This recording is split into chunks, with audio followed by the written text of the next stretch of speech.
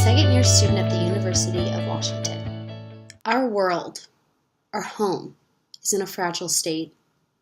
Global climate change is threatening the health of our planet and its people. In fact, it affects each and every person on this planet, which is why I have chosen to discuss sustainability today. Understand this.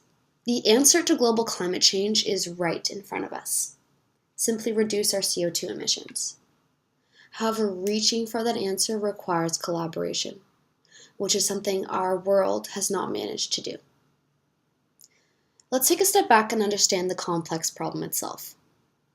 In the past century, global temperatures have risen by 2 degrees Fahrenheit, primarily due to the burning of fossil fuels.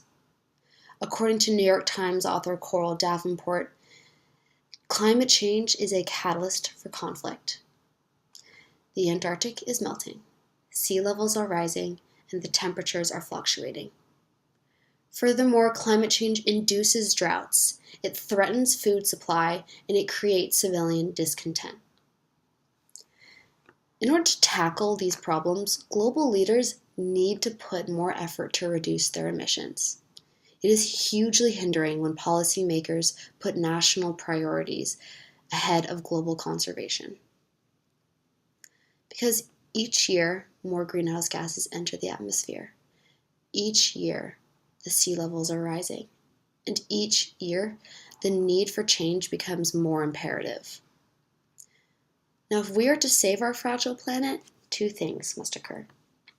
First, politicians and civilians need to understand the magnitude of the problem. Once we understand the issue itself, the more we will be willing to act. Second, nations need to collaborate together to follow the targets set by the United Nations and other global agencies. Because we call this world our home, we are obligated to sustain it before it can no longer sustain us.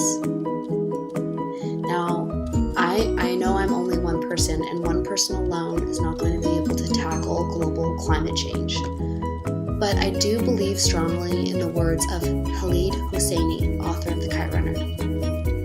He says, "You are not required to complete the task of healing the world, but neither are you free to refuse to start it."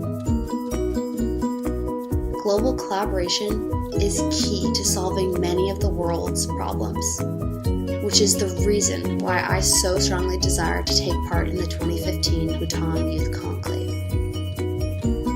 As the game-changing generation of the future, we must foster a culture rooted in collaboration and peace.